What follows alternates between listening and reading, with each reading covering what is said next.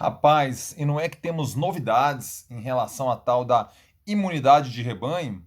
Pois é sobre isso que vamos tratar no vídeo de hoje, aqui, hoje, dia 14 de julho de 2020, terça-feira, e começo com aquele clássico e tradicional. Fala aí, rapaziada, tudo beleza? Bora começar? Começa daquele jeito, pedindo para que você se inscreva aqui no canal, caso ainda não tenha feito. Peço também para que você deixe seu like, aquele joinha esperto para fazer o vídeo chegar mais longe. Compartilhe com sua rapaziada no Zap, ative as notificações para ficar sabendo sempre quando pinta coisa nova por aqui. Também deixe seu comentário, ainda estou conseguindo responder todo mundo. Então, final de semana demora um pouquinho mais, mas todo dia chego à noite, sento, respondo todos os comentários, a não ser que você seja um. Deixa pra lá, né? Vocês que acompanham já entenderam o que eu quis dizer. Pois é, ontem tivemos notícias, né, aqui no Brasil sobre um estudo publicado na revista Science no final do mês de junho, que dá notícias que podemos encarar como positivas em relação à imunidade de rebanho, em particular para o Brasil. Vamos lá, primeiro conceituar o que é imunidade de rebanho, né? É aquela circunstância em que um percentual considerável da população, e é sobre esse percentual vamos tratar especificamente mais na frente, mas que esse percentual já teve contato com o vírus, seja por meio da contaminação normal, seja por meio da vacina, e a partir dali o vírus encontra dificuldade para se propagar. Pelo tal do R, né? R é aquele. Você já deve estar careca de saber sobre isso, né? Mas R é a capacidade que o indivíduo tem de infectar outras pessoas, né? No caso da Covid-19, do coronavírus que proporciona a Covid-19, esse R é 2,5, ou seja, uma pessoa contaminada contamina em média 2,5 pessoas, certo? Dali em diante. Com a imunidade de rebanho, a imunização de rebanho, esse R diminui. Porque o vírus vai encontra barreiras, porque todo mundo que ele vai topando, um percentual muito grande das pessoas que a pessoa vai encontrando ao longo do seu dia a dia, já tiveram contato com o vírus e ele não se propaga mais. É um conceito mais ou menos simples de entender, né? Normalmente a gente fala em imunidade de rebanho em situações de vacina, né? Onde você pega uma faixa das pessoas, vacina, e ali o vírus tem dificuldade de se propagar porque está todo mundo vacinado. Aqui no Brasil, a gente sabe que essa imunidade de rebanho, caso aconteça, e ela está acontecendo em alguns locais, se dá por meio da carnificina e da incompetência. Ou seja, a gente tem a imunidade de rebanho pela vacina e pela carnificina. O Brasil, pela nossa incompetência gerencial, que emana de Brasília, estamos pegando essa imunidade de rebanho pela carnificina, o que é uma lástima, o que é uma tragédia, né? Pois a gente colocou na cova muitos irmãos brasileiros que não precisavam estar ali. Mas esse é outro detalhe, né? Vamos focar agora na imunidade de rebanho. A gente vinha trabalhando com um percentual de 70%, porque a Angela Merkel, em uma entrevista, ainda lá no início da contaminação, do início da contaminação na Europa, falava que esse seria o percentual da população alemã que teria que ter contato para que a Alemanha retomasse as atividades, 70% da população alemã. Depois as pesquisas andaram mais e os cientistas chegaram a uma conclusão de que um número de 60% seria razoável para as características do coronavírus que proporciona a Covid-19, certo? No final do mês de junho, a revista Science publicou um estudo protagonizado por cientistas da Universidade de Estocolmo, na Suécia, e também pela Universidade de Nottingham, no Reino Unido.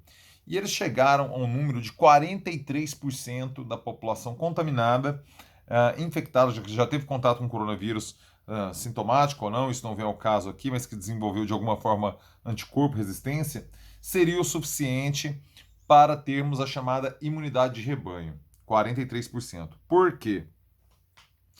Aquele número de 60% tratava o ser humano como uma média única, como se todos nós tivéssemos a mesma idade, os mesmos hábitos sociais, o mesmo histórico genético, a mesma questão de renda, como se fôssemos todos os mesmos, entendeu? Isso não é verdade. Nós temos as crianças, nós temos os jovens, nós temos os adultos, nós temos os idosos. Dentro dessas categorias de faixa etária, temos perfis distintos. Tem jovens que são mais tímidos, ficam em casa lendo ouvindo música na internet, e tem jovem da balada, que tá todo dia na rua, cumprimenta todo mundo com abraço, com um beijo no rosto e tal, não sei o quê. Mesma coisa entre adultos, mas mesma coisa entre idosos, né? Então, ou seja, a gente tem perfis distintos que aumentam ou diminuem o contato social dessa pessoa. Os seres humanos não são iguais. E foi levando em conta isso que um grupo da matemática, veja bem, estamos falando de um estudo matemático, de uma projeção, tentou colocar todas essas variáveis na conta. E chegou à conclusão, segundo o professor Heiner, inclusive recomendo, ele participa sempre do podcast Luz no Fim da Quarentena, que a revista Piauí faz, recomendo a audição. Esse professor aqui que participou lá, o professor Heiner, da Unifesp, salvo engano, ele colocou que no Brasil, na experiência brasileira, seria um número entre 40% e 60%. E aí chegou-se à conclusão que 43% seria o mais apropriado para a experiência, perdão, para o que o estudo lá coloca. 43% seria o percentual da população que precisaria já ter tido contato com o vírus, né? Por meio de vacina ou por meio da carnificina, como bem coloquei. Nem na vacina a gente consegue 100%, né, da população imunizada. Por quê? Porque tem algumas faixas etárias que não podem, né, tomar vacina, por exemplo. Somente a partir de uma idade X que a criança pode tomar vacina. Ou então idosos já não tomam mais. Ou então pessoa que não vai vacinar mesmo, tal. Então é sempre um percentual grande que impede a propagação do vírus. No caso em particular da Covid-19, os estudos feitos pela Universidade Federal de Pelotas, né, que vem centralizando isso devido à sua grande tradição em estudos de epidemiologia e de infectologia, a Universidade Federal de Pelotas colocou o seguinte: hoje no Brasil, o professor César Victoria, que é um dos professores que compõe esse grupo lá de Pelotas, coloca que no Brasil 3,8% da população foi exposta ao vírus. Ou seja, estamos ainda muito distantes dos 43%. E já temos mais de 70 mil óbitos notificados, fora a pornográfica subnotificação. Então, ou seja, para continuarmos no caminho da carnificina, vai ter que morrer muito brasileiro ainda. Só que o Brasil ele tem picos distintos. Manaus, por exemplo, superou. Hoje, a imunidade de rebanho em Manaus, hoje, teria 8% da população de Manaus já teria sido infectada. A gente viu que os índices lá já estão a patamares. Morreu gente pra caramba, né? Assim, se eu não me engano, foram 1.900 mortes que tiveram em Manaus só por conta da Covid-19. Em Manaus. Então, assim, morreu gente, o vírus venceu, atropelou a cidade e o percentual é de 8%, só que hoje está num patamar muito mais confortável. No Rio, seria 10% das pessoas já contaminadas. Em São Paulo, no município de São Paulo, não no estado, no interior do estado, a situação está complicada ainda. Em São Paulo seria 11,4%, certo?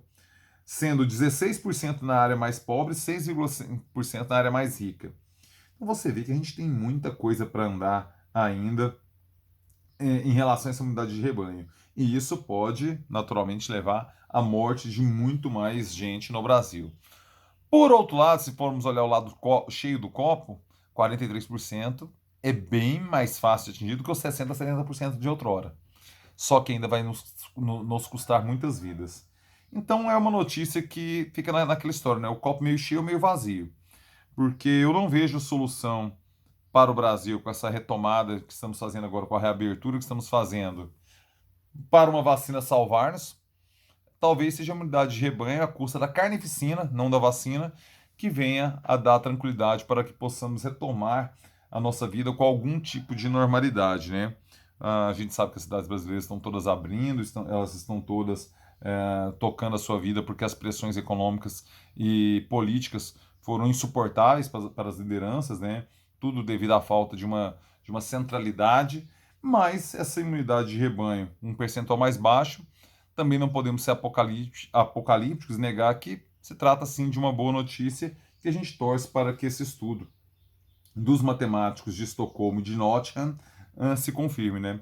Que seja colocado. E é bom assim, né? Existe uma carta dos editores da Science explicando que nenhum país está perto disso, que é um modelo matemático, ou seja, não se apeguem a isso para praticar, para abdicar do isolamento social. O que a carta dos editores da Science coloca é isso, mas nós sabemos que nós aqui no Brasil, né, a gente não tá nem aí para ciência, né? Ciência é esses maconheiros, só fica fazendo sexo libertino na faculdade, né? Esses vagabundos, né? É, as distorções que vivemos nesse país são inacreditáveis. Rapaziada, é isso. Peço novamente para que você se inscreva no canal, deixe o seu like, compartilhe com a sua rapaziada e ative as notificações. Meu sincero abraço para você, uma ótima terça. Hoje eu devo confirmar a live, então no vídeo de amanhã já vou falar a live de sexta-feira, já estou com umas ideias, mas como ainda não fiz o convite, e naturalmente como não fiz o convite não recebi confirmação, ainda não posso divulgar, mas na sexta-feira vai ter live, sábado também, eu falo aqui para vocês amanhã e coloco aqui o recado nas comunidades também, para quando já tiver tudo certinho, beleza? Meu sincero abraço para você, excelente terça-feira, meu velho, é nóis, fui!